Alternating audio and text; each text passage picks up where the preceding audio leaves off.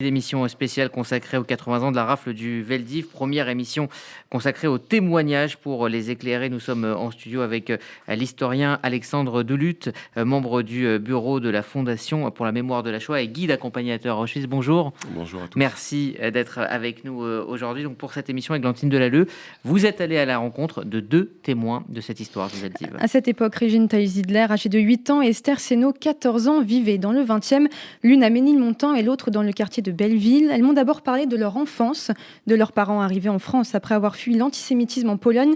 Je vous propose tout d'abord d'écouter Régine Aliwan et Taille-Zidler et ensuite Esther Seno. Alors, je m'appelle Régine Taille-Zidler, femme à Liwa. Je suis née le 13 novembre 1933. J'étais fille unique. Ma mère était venue mon père est venu de Pologne dans les années 30. Ils étaient fiancés avec ma mère.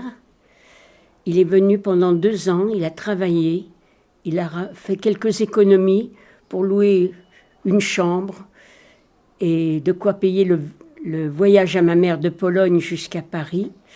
Et il avait été à l'époque lui acheter un beau manteau à la belle jardinière. J'en ai entendu parler de ce manteau pour qu'elle arrive comme une Parisienne et pas comme une petite paysanne polonaise, parce qu'il vivait un petit village près de Varsovie sur la Vistule.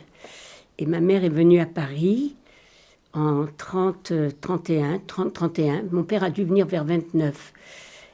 Et ils se sont mariés à Paris. Elle avait déjà une sœur qui était là. Ils se sont mariés comme on se mariait à l'époque à la juive avant d'avoir les papiers pour pouvoir se marier à la mairie. Mes parents travaillaient, mon père travaillait très dur. Il était tailleur à domicile, c'est-à-dire qu'il sortait du travail d'un magasin, on commandait les costumes, on prenait les mesures et lui faisait le costume à la maison. Ils ont été très heureux pendant ces quelques années. En 1937, pour la première fois, ils sont partis en vacances dans le Jura. Et ma mère m'a toujours parlé des vacances à Juraberg. Berg, ça veut dire montagne, mais c'était Juraberg. Et mes parents ne parlaient pas très bien le français. Vous savez, quand ils sont arrivés ici, ils ont cherché à gagner leur vie, à vivre, à manger normalement, pouvoir manger et vivre décemment, et envoyer de l'argent à la famille qui était restée en Pologne. Quelle enfance vous avez eue ? Une bonne enfance. J'étais une petite fille très gâtée. Ils ont émigré en 1930, enfin chassé une bonne partie par l'antisémitisme et puis par la misère qu'il y avait là-bas. Et ils sont surtout partis les derniers de toute notre famille qui était quand même assez nombreuse, si vous voulez, les frères et les sœurs, parce qu'eux avaient émigré depuis pas mal de temps en France.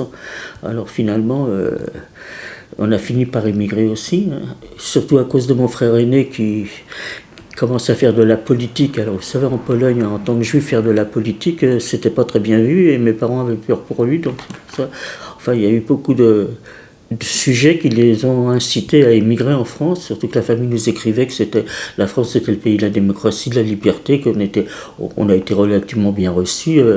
Alors finalement, mes parents ont fini par émigrer.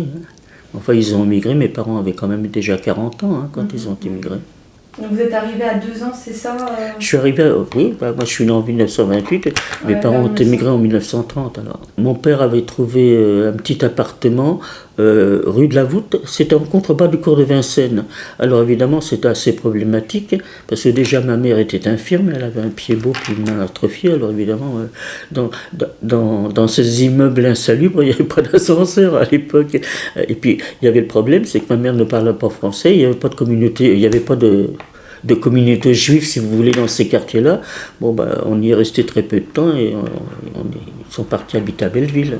Alors là, Belleville, évidemment, il y avait une quantité d'émigrés de Pologne. Elle se retrouvait quand même avec ses commerçants, avec des voisins avec qui parlaient. Enfin, vous voyez. Et puis il y avait tout le reste de notre famille qui habitait déjà dans ce quartier de Belleville. Alors évidemment, on a reformé tout un lien familial. On avait l'impression qu'on avait reformé une petite communauté. Mon enfance à Paris, disons que moi j'ai estimé toute ma vie que j'avais une enfance formidable. Mais enfin, de toute façon, comme je n'avais connu que ça, c'était la misère. misère. Hein. Il n'y avait pas de travail. Vous savez, en 1930, il y avait une grave crise économique mondiale. Alors évidemment, quand on arrivait dans ces quartiers populaires, c'était des petits boulots. Hein. Il n'y avait pas de certitude. Mon père était malade. Il était cordonnier, il travaillait par intermittence. C'était mes frères, dans le fond, qui ramenaient le peu qu'ils pouvaient trouver en faisant des petits boulots, qui ramenaient de quoi vivre à la maison. Mais enfin, dans ces quartiers-là, il y avait quand même une très forte solidarité entre les gens. Moi, disons que je n'ai pas connu autre chose. Nous avions une famille très soudée, formidable. On était entourés par la famille, par les parents. Étant donné que je n'avais pas connu autre chose, j'ai pas le souvenir d'avoir été malheureuse. Dans ces quartiers-là, il y avait quand même beaucoup de communautés autres que des communautés juives. Il y avait beaucoup d'émigrés qui venaient d'autres pays. Bon, tout le monde était plus ou moins logé à la même enseigne. Il y avait une forme de solidarité. On parlait pas d'antisémitisme, mais du fait que de toute façon, il y avait tellement de communautés mélangées qui vivaient ensemble. Alexandre Doulout, ce qu'on entend dans ces témoignages, ce sont les parents d'Esther et d'Origine qui sont venus en France afin de trouver une vie meilleure. Et ils l'avaient trouvée finalement. C'était le cas de beaucoup de juifs, de beaucoup de familles juives à ce moment-là.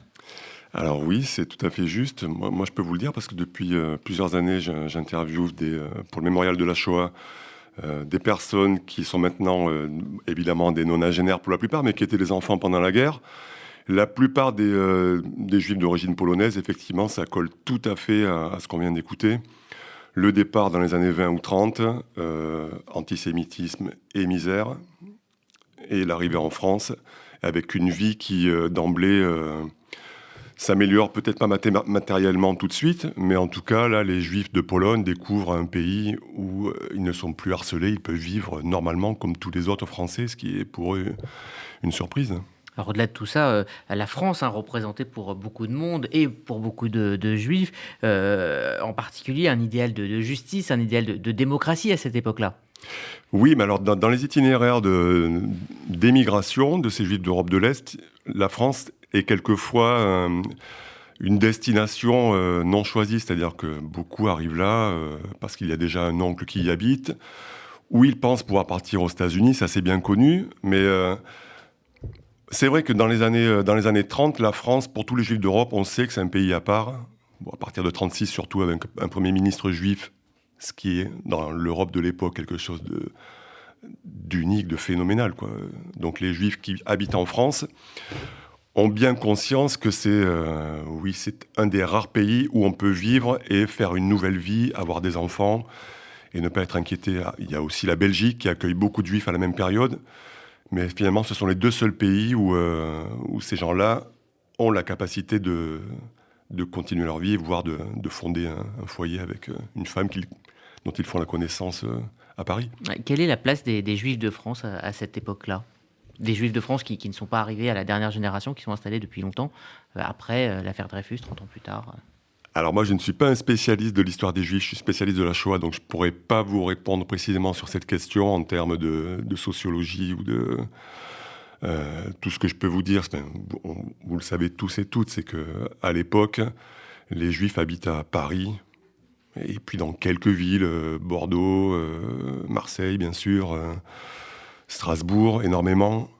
Mais voilà, c'est tout ce que je peux vous dire sur la sociologie elle-même.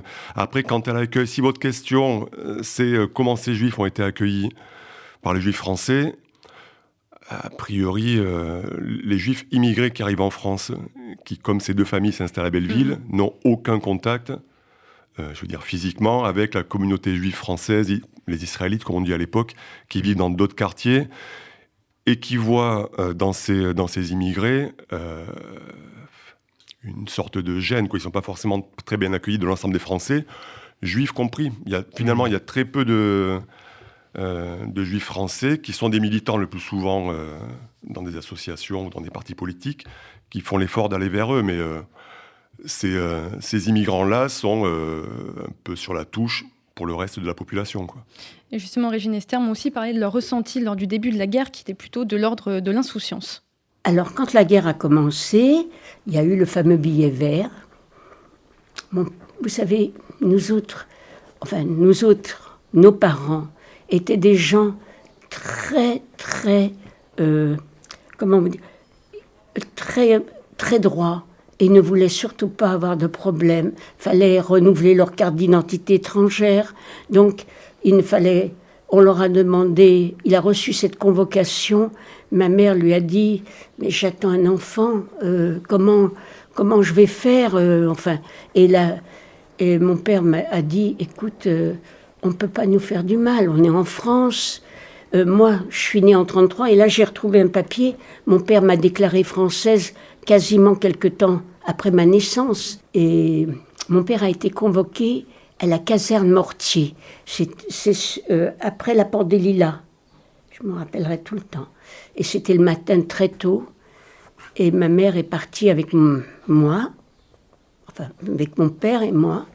Il fallait qu'ils aient, ce qu'on leur demandait d'emmener, je ne sais plus exactement.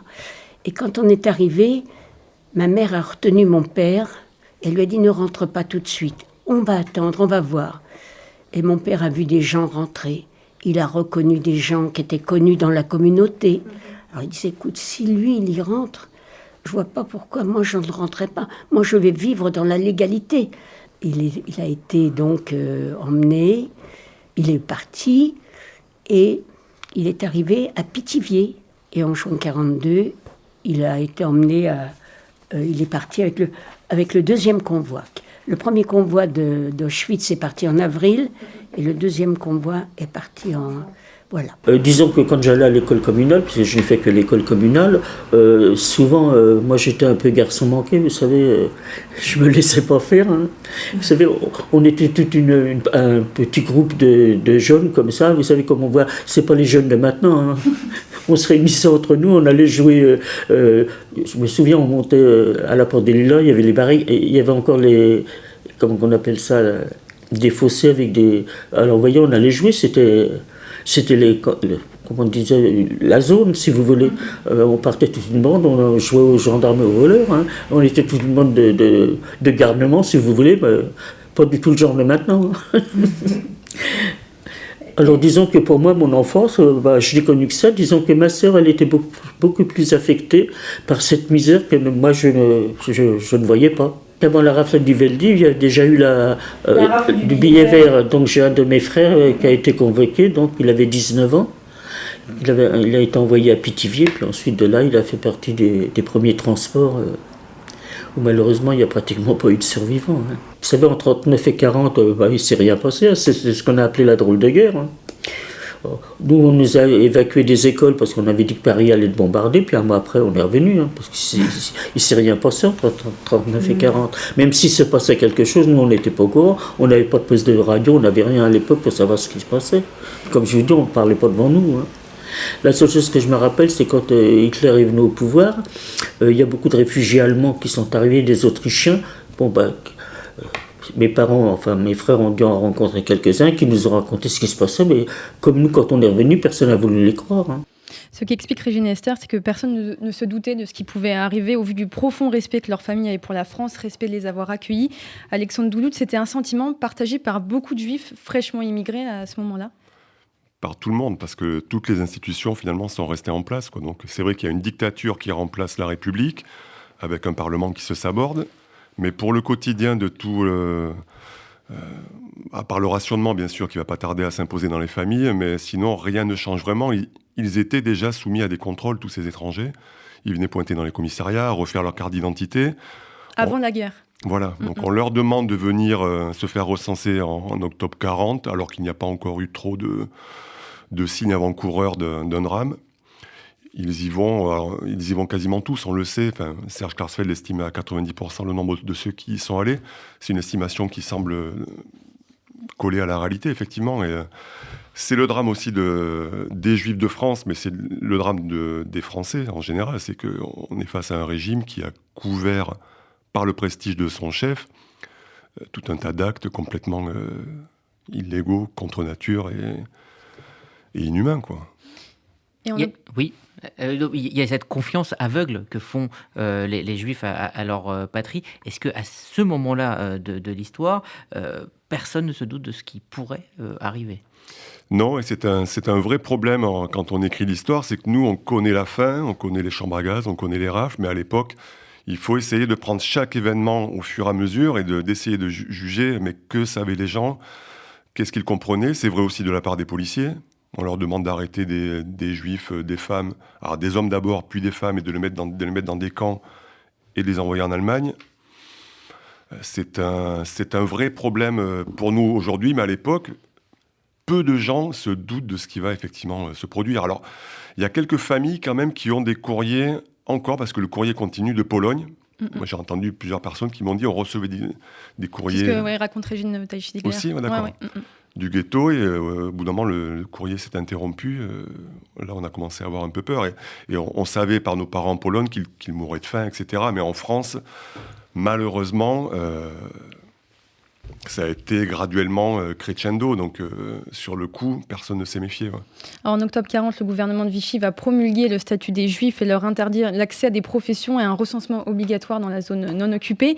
Quelques mois avant la rafle du Veldiv, une ordonnance est mise en place. Le port de l'étoile jaune en zone occupée, Régine nous en a parlé. Vous savez, j'ai porté l'étoile jaune. Comment vous le vivez en tant que Très peinée. Très peinée parce que je ne voulais pas aller à l'école. J'allais à l'école rue de Ménilmontant. Et c'était une rue qui montait. Regardez, ça c'est en face de chez moi. Je ne suis pas sur la photo. Mais ça, c'est tous mes petits voisins. Qui habitaient... C'est le 7 juin 42. Ils ont tous arboré l'étoile et se sont tous fait photographier dans le petit square en face de chez nous. Il y avait un petit square, il y avait une église et il y avait un petit square. Tous vos copains. C'est mes copains, mes voisins, dont certaines ont été déportées. D'autres sont revenus, ont pu s'échapper. Et tout le monde porte l'étoile avec bon, c'était... Vous saviez ce qu'elle représentait, cette étoile Oui, mais moi, je ne voulais pas la porter. J'avais honte. Je ne vous cache pas que le jour où j'étais à l'école, ma mère m'a traînée. Je voulais pas aller à l'école et ma mère m'a traînée. Ce qui m'a réconciliée, c'est que dans ma classe, on était plusieurs à porter l'étoile. Il y avait une petite fille qui s'appelait Madeleine Stern. J'avais une copine qui s'appelait Paulette Muscatel. Donc, on était déjà 3 mousquetaires. Et les enfants, est-ce qu'on vous en parlait Pas tellement. Vous ne posez pas de questions Pas. Je pense qu'il y avait, à l'époque, on avait le matin, on avait des cours de moralité. Je pense que les instituteurs, c'était un quartier populaire où il y avait la population était quand même du côté gauche. Et je pense qu'ils n'étaient pas du tout d'accord avec ces lois fascistes, malgré tout. Alexandre Doulout, comment le port de l'étoile jaune a-t-il été perçu à ce moment-là par la société française ? Plutôt mal, on le sait par plusieurs rapports de la police, dont une des missions de la police est de renseigner le gouvernement sur l'état de l'opinion. Donc on sait que c'est mal passé, les Allemands l'ont compris aussi. Moi je vous dis, j'ai interviewé beaucoup de personnes qui l'ont porté et peu m'ont dit finalement que ça avait occasionné davantage d'hostilité à leur égard. C'était souvent l'inverse qui se produisait. On sait aussi qu'il y a tout un tas de jeunes qui se sont fait arrêter et interner à Drancy, non-juifs, parce qu'ils affichaient des étoiles, Zazou, etc. Bon, c'est resté minoritaire, mais quand même, d'une manière générale, les Allemands ont compris et savaient déjà finalement qu'en France, ils ne pourraient pas obtenir l'adhésion de la population telle qu'ils l'avaient eue dans leur propre pays ou dans d'autres pays qui étaient déjà massivement antisémites. Il y a plusieurs rapports des 40 qui disent ça ne marchera jamais, l'antisémitisme biologique ou par le sang, ça ne prendra pas ici. Si on veut convaincre la population de nous aider à éliminer les juifs de l'économie, puis éventuellement physiquement, il faudra l'intéresser par des spoliations, des places qui se libèrent, qu'eux pourront avoir. Mais ce genre de signe extérieur, au contraire, a plutôt commencé à retourner la population. Est-ce que le port de l'étoile jaune a été, pour les Juifs de France, un point de bascule, un point de rupture ? De prise de conscience. C'est compliqué à dire parce que la première rafle, celle du Veldiv, elle arrive un mois après l'instauration du port de l'étoile, donc c'est relativement concomitant. Déjà avant l'étoile, le gouvernement Darlan, donc avant Laval, donc à la fin de l'année 41, avait déjà noté que les passages en zone libre commençaient à se multiplier, donc ça occasionnait sur la ligne de démarcation de nouvelles brigades qui s'installaient. Vous voyez, donc il y avait déjà un mouvement qui était en cours parce qu'il y avait eu 3 rafles en 41. Ceux qui pouvaient partir, qui n'étaient pas la majorité, parce qu'il fallait des sous, ceux-là partaient. Donc l'étoile a été, oui, un signe supplémentaire, mais comme un mois après, il y a la rafle, là c'est sûr que les passages en zone libre explosent, donc les arrestations aussi, forcément. c'est compliqué à mesurer. Là, c'est un vrai problème d'histoire et de source de mesurer ce genre de choses. C'est ça qu'il n'y a pas eu de grand soulèvement de Français non-juifs quand il y a eu la mise en place de l'étoile jaune, finalement. Non, mais des petits signes dans la rue, des gens qui sortaient leur chapeau, qui laissaient leur place dans le métro, si jamais ils étaient dans la dernière rame. Non, l'étoile, c'est... Ça s'est fait petit à petit, finalement, toutes ces lois anti-juives. Alors ça, c'est les ordonnances allemandes. Effectivement, celle-là, c'est quand même... celle-là et celle de... C'est la 6e, je crois, en février 42, qui restreint un peu les déplacements, les sorties, les magasins obligatoires, tout ça. Ça a été un premier palier. Et forcément, l'étoile, oui. Là, pour le coup, je vous rejoins, malgré tout. Ça a été sans doute pour certains le déclencheur pour prendre la décision et tenter de partir, quoi. Alors, le 16 et 17 juillet 1942, la vie de Régine, d'Esther et de milliers d'autres juifs bascule. Alors, le 16 juillet 1942, un matin, très tôt, on a pas toqué, cogné à la porte. Est arrivé 2 individus. Madame, vous êtes Madame Teichidler-Rusch, là, elle s'appelait maman. Et Teichidler-Régine. Maman, elle dit, c'est ma fille. Vous vous préparez, vous emmenez vos affaires et on vous emmène. À un moment, elle dit, où est-ce qu'on va ? Au commissariat d'abord. Alors, et mon petit frère s'est réveillé. Il avait 15 mois. Il était né le 22 mai 41. Et mon petit frère s'est mis à pleurer. Alors ils ont dit, mais madame, qui est-ce qui pleure ? Elle dit, j'ai un autre enfant. Elle me dit, mais sortez votre livret de famille. Elle a donné son livret de famille. Effectivement, mon petit frère était dessus. Ils lui ont dit, alors là, on est ennuyés.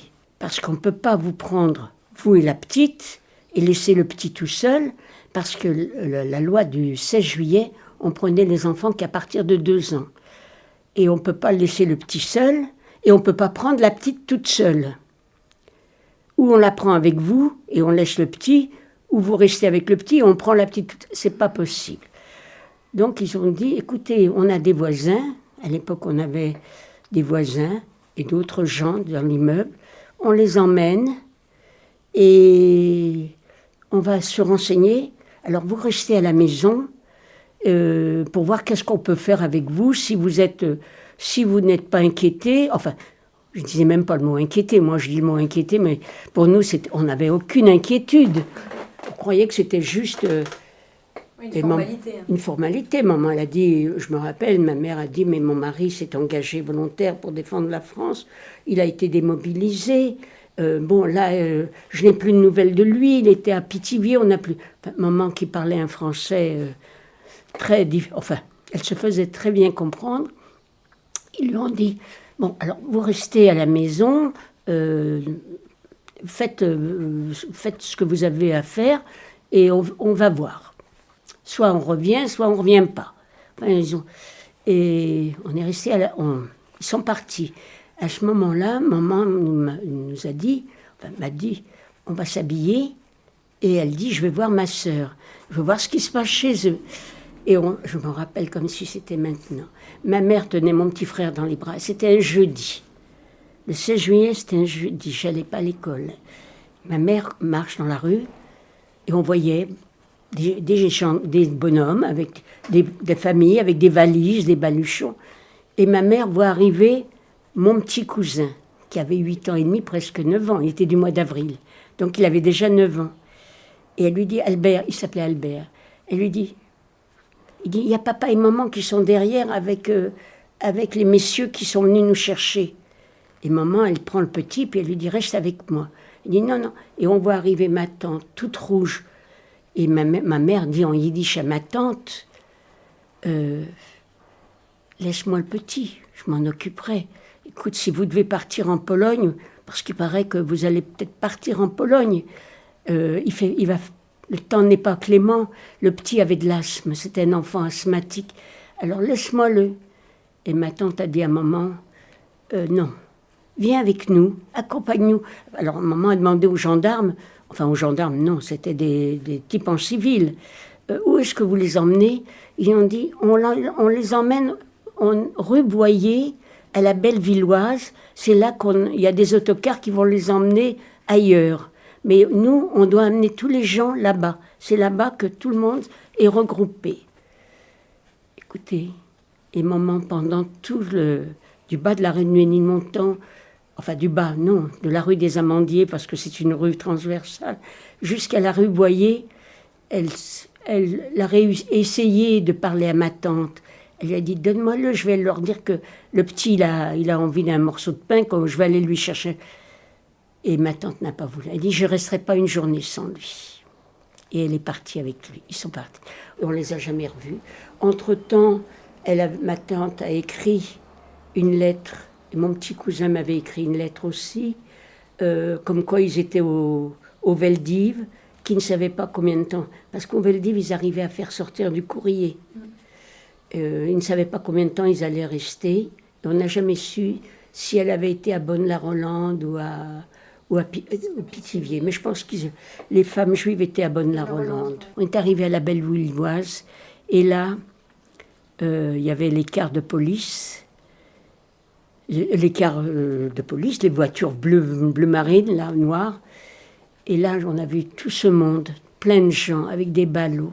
Et je peux vous dire qu'en cours de route, j'ai vu des Français applaudir, se réjouir, rigoler. Il y avait quand même des bruits qui couraient dans le quartier, parce qu'il y a quand même quelques policiers qui étaient complaisants et qui prévenaient les gardiennes, qui prévenaient quand même en disant si vous avez des juifs dans vos immeubles, prévenez-leur. Enfin, bon, c'est pas venu jusqu'à nous. Hein. Et puis de toute façon, même si c'était venu jusqu'à nous, c'est qu'on aurait pu aller. Vous savez, entre mon père et ma mère, qui étaient quand même très handicapés tous les deux, et puis on n'avait pas les moyens financiers pour aller se cacher quelque part. Hein. Alors c'est-à-dire que le matin de bonne heure du 16, on a entendu des bruits dans les escaliers, les policiers qui tapaient aux portes en disant préparez un petit bagage, vous allez vous rassembler en bas dans la rue. Il y en a qui ne voulaient pas ouvrir et ils défonçaient les portes à coups de matraque. J'ai vu descendre des personnes âgées sur des brancards. Hein. Mais ça a été, et puis, il y avait quand même beaucoup de familles nombreuses qui habitaient dans ces appartements insalubres. Hein, parce que nous, je vais vous dire, on avait les toilettes à l'étage en dessous avec un point d'eau, c'est tout. Hein. On n'avait même pas l'eau courante, on n'avait rien. Hein. Alors, pour vous dire qu'il y avait quand même des familles nombreuses qui étaient dans le même cas que nous.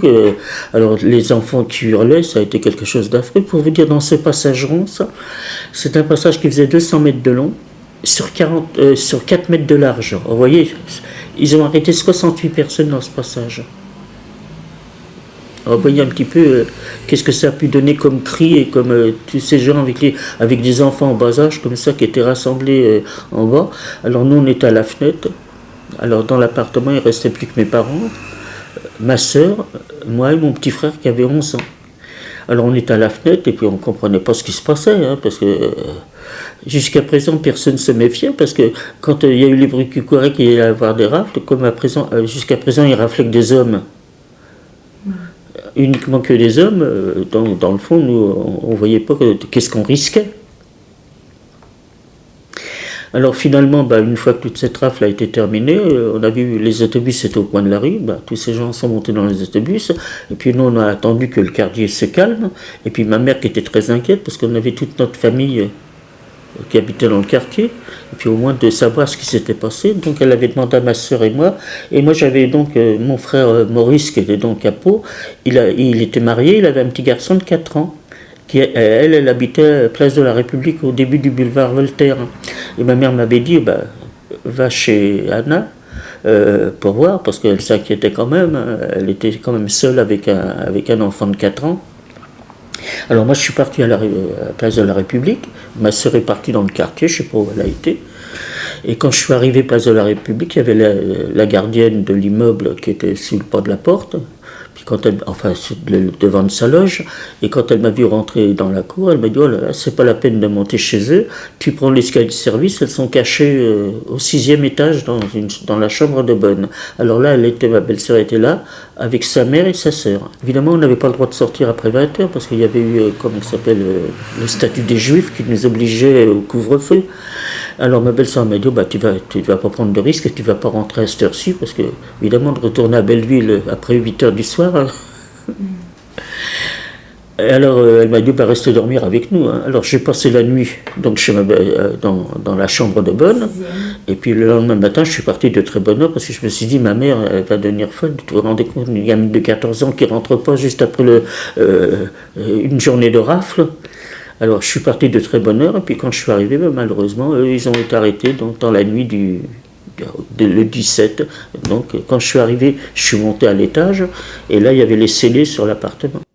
Voilà donc pour ces témoignages de Régine Aliwa et de Esther Seynaud. Nous sommes toujours donc avec l'historien Alexandre Doulout. On a entendu énormément de choses là dans ces 10 minutes de témoignages. Tout d'abord, à propos de la rumeur. C'est une rumeur qui court dans Paris. On dit que la rafle était prévue pour le 14 juillet et que la symbolique de la date a fait qu'elle a été déplacée et que c'est cela qui a permis à certaines personnes, notamment les hommes, d'aller se cacher. Est-ce que c'est exact ? Alors Laurent Joly a montré dans son livre qu'en fait c'était plutôt le 13 qui était prévu au départ, pas le 14, donc ça c'est juste... Une légende urbaine ou... Oui, je pense, ouais. Et oui, la plupart des Juifs à Paris, en tout cas dans le Pletzel ou dans le 20e, étaient au courant, ça Laurent Joly l'a très bien montré aussi. Dans les quartiers où les Juifs étaient très nombreux, la rumeur s'est d'autant mieux répandue. Dans les quartiers où les Juifs étrangers vivent plus ou moins isolément ou éparpillés, c'est-à-dire le plus souvent les quartiers extérieurs, enfin les arrondissements extérieurs, 12e, etc., enfin, tous ceux qui jouxtent le périphérique, les personnes ont été moins prévenues qu'ailleurs, donc a priori ont été plus arrêtées que dans le 4e ou dans le 20e. Et concrètement, comment la police française a organisé cette rafle ? Un très gros travail, parce que c'est la plus grande opération policière à Paris, en tout cas pour cette période, en monopolisant... alors, dans les commissariats, en fait, ça c'est Laurent qui le montre aussi, Laurent Joly, tous les policiers de chaque commissariat n'ont pas été requis. Il a fallu quelquefois prendre des policiers dans d'autres quartiers, donc mélanger les équipes. Mais chaque policier, en fait, recevait... donc se voyait adjoindre un collègue qu'il ne connaissait pas, et on leur remettait le matin du 16 juillet, très tôt dans la nuit, quelques billets avec des personnes, avec leur adresse, et il fallait emporter ces personnes à tel lieu de rassemblement. Voilà comment ça se passe techniquement dans la rue. La préparation elle-même, elle est très simple. La police de Paris dispose d'un fichier juif qui est tenu à jour relativement bien. Il y a eu un contrôle effectué en octobre 1941 qui a mis à jour en fait et supprimé tous ceux qui étaient partis en zone libre. Donc ceux-là n'ont pas été recherchés. Donc c'est très facile d'organiser une rafle. Alors peut-être on parle de rafle, mais c'est vrai que c'est une succession en fait d'arrestations domiciliaires. C'est pas véritablement une rafle comme celle qui a eu lieu en août 1941 dans la rue, dans le 11e arrondissement, où là les policiers bloquent les rues et contrôlent tout le monde. Là, ce n'est qu'une accumulation simultanée, donc plusieurs milliers d'arrestations à domicile. En fait, c'est pas vraiment une rafle. C'est des arrestations individuelles, mais pour le coup qui nous interpellent, parce que là, il y a une confrontation entre des policiers et des personnes qu'ils ne connaissent pas, et ces policiers comprennent très bien que c'est pas le travail de tous les jours. Là. On leur demande quelque chose qui est... Et comment ils ont reçu cet ordre-là ? Je crois qu'il y a eu 4500 policiers mobilisés à ce moment-là. Alors oui, mais les équipes d'arrestation, c'est un peu moins, parce qu'il y avait plusieurs centaines de policiers qui étaient dans les centres de rassemblement, etc. Vraisemblablement, et alors, par certains rescapés, on le sait aussi, il y a eu plusieurs modes de contournement de l'ordre. Ne pas insister quand la porte ne s'ouvre pas, dire on revient dans un quart d'heure, préparez vos valises. Bon, sous-entendu... Oui, on l'entend dans le témoignage de Régine Tailly-Ziegler. Partent parce que l'enfant a moins de 2 ans. Ouais. Donc on peut peut-être penser que... C'est assez généralisé en fait. Oui. Les policiers ont essayé de s'arranger comme ça... Et certains ont fait leur boulot sans sourciller, quoi. Et par contre, l'arrestation des enfants, c'était un ordre de l'État français. Voilà, pas été les Allemands ne voulaient pas justement les enfants. Alors ça, c'est quelque chose d'assez particulier. Moi, dans ma thèse, en fait, j'ai pu justement dire qu'à Paris, qui se trouve pourtant en zone occupée, cette règle est particulière. C'est-à-dire qu'ailleurs, en zone occupée, les policiers et les Allemands s'en sont tenus à l'idée de départ, arrêter des femmes et des hommes de 16 à 45 ans.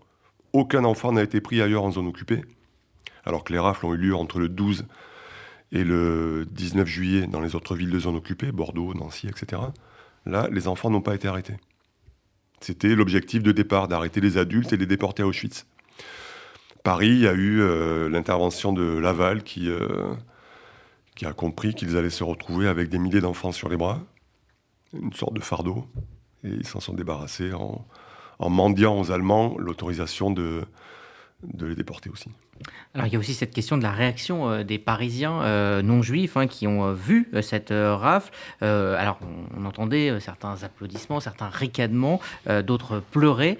Quand la rumeur de cette rafle et donc du fait que des juifs étaient parqués au Vélodrome d'hiver s'est répandue dans Paris, comment les Parisiens ont réagi? Et quand je dis les Parisiens, je parle des pompiers. On a parlé du rôle des pompiers dans le Veldiv, des humanitaires, des religieux. Comment la rumeur s'est répandue dans la ville? Je pense que tous les Parisiens l'ont su, et encore, je vous dis ça, mais j'ai interviewé des personnes, donc juives elles-mêmes, qui habitaient dans le 16e par exemple, et je leur ai dit comment vous avez réagi le 16 juillet. Ils m'ont dit mais on n'a pas été au courant. Donc il y a des... faut pas croire que l'info circule partout, on est en dictature, mais bon, quand même cet événement, il s'est su relativement. La population a su que des femmes et des enfants étaient embarqués, parce que finalement, à d'autres occasions, on avait vu que des adultes hommes étaient pris. Là, je pense que la population a dû sentir qu'un palier venait d'être franchi. Mais ces questions d'opinion publique, on peut les mesurer que d'une manière incomplète. Il y a certes des enquêtes de police après les rafles, à Paris ou ailleurs, par les renseignements généraux.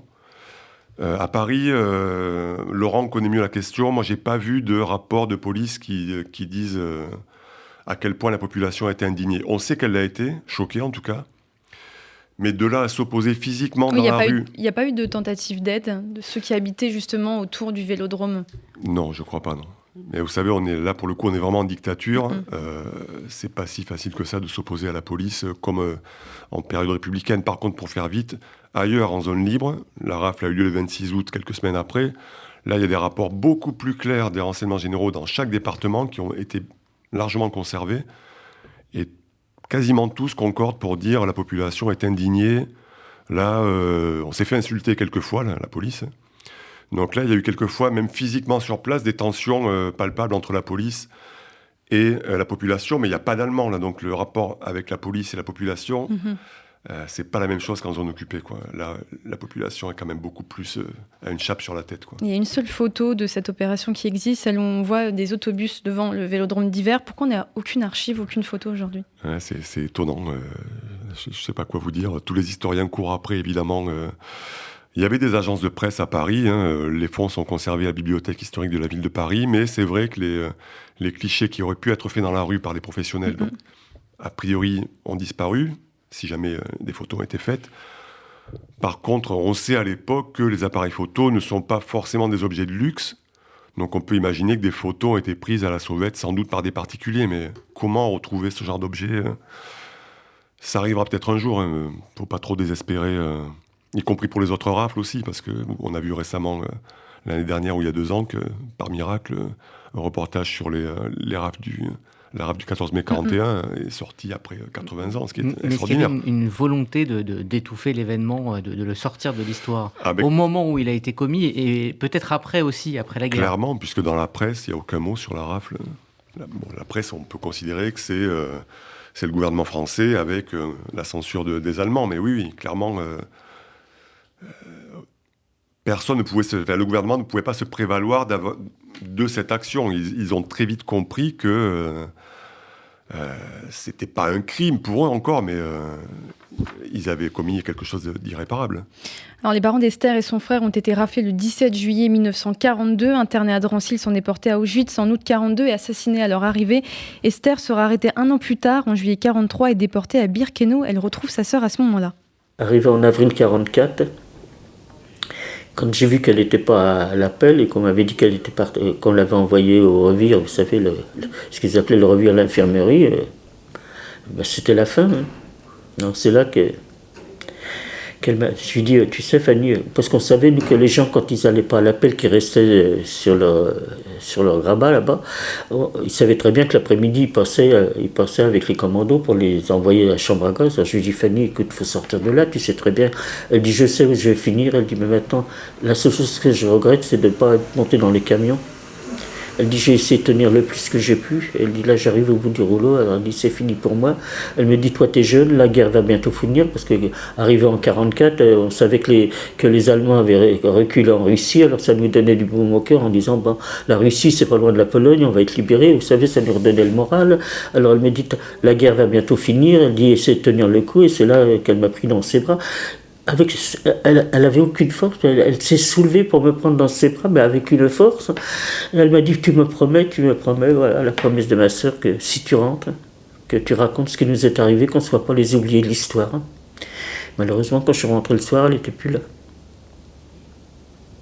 Et on s'installe, on continue à survivre. Je dis dans le fond, j'ai pas eu d'enfance, j'ai pas eu d'adolescence, et puis le retour à l'âge adulte n'a pas été facile non plus. Alors finalement, vous savez, on est endurci. Hein. Et puis, la promesse de votre sœur et puis il faut quand même se mettre dans la tête, vous savez, quand moi je suis revenu, vous voyez que c'était sans issue, j'ai quand même fait une tentative de suicide, chose qui ne me serait jamais arrivée à Auschwitz. C'est-à-dire, beaucoup de femmes se suicidaient. Moi, mon idée, c'était de revenir. J'étais revenu, j'avais exaucé mon vœu. Hein. Puis après, plus rien. Et puis vous savez, quand vous revenez devant l'indifférence des gens, nous on s'attendait à notre retour. On s'attendait à être pris en charge. Vous savez, les cellules psychologiques, ça n'existait pas à l'époque. Hein. On a été livrés à nous-mêmes. Hein. Il a fallu se débrouiller. Vous savez, quand vous ne voyez pas d'issue, j'étais pas capable de travailler parce que finalement, quand je cherchais le travail, on me demandait des références. Vous savez, quand vous avez quitté l'école à 12 ans, hein, c'est pas facile de donner des références. Hein. Et puis sans issue, puis j'avais plus le moral, puis retrouver personne et puis se trouver abandonné comme ça. Un jour j'en ai eu marre, j'ai fait une tentative de suicide. Hein. Et je suis resté 6 mois dans un hôpital. Alors vous savez, et quand je suis sorti de cet hôpital, j'ai allé un peu mieux. Je me suis dit bon, ou je me laisse couler ou je reprends ma vie en main. J'ai fait un choix, j'ai repris ma vie. Ça, vous savez, se reconstituer tout seul, c'est pas évident. Il faut vraiment avoir une force de caractère. Hein, que l'on ressent. On ressent votre force de caractère en vous rencontrant. Ah bon? Je sais pas, je me rends pas compte. À leur retour, personne ne voulait entendre les déportés. On cachait ce qui se passait, on ne voulait pas voir, pas entendre. La France voulait avancer finalement. En fait, le drame, c'est que les Français avaient encore, pendant des années, des restrictions de nourriture. Et certains n'ont pas compris quelle a été la vie de ces déportés à Auschwitz. Quoi. Ils ont estimé qu'eux, à Paris, avaient souffert de la faim, du froid. Les gens ne pouvaient presque pas s'imaginer que ça pouvait être pire quelquefois. On ne les croyait pas même parfois. Alors oui, il y avait le problème de la suspicion de ceux qui rentraient. Puisque c'était si dur, qu'est-ce que tu fous là ? Et ça, beaucoup l'ont connu, mais quelquefois même au sein de leur famille.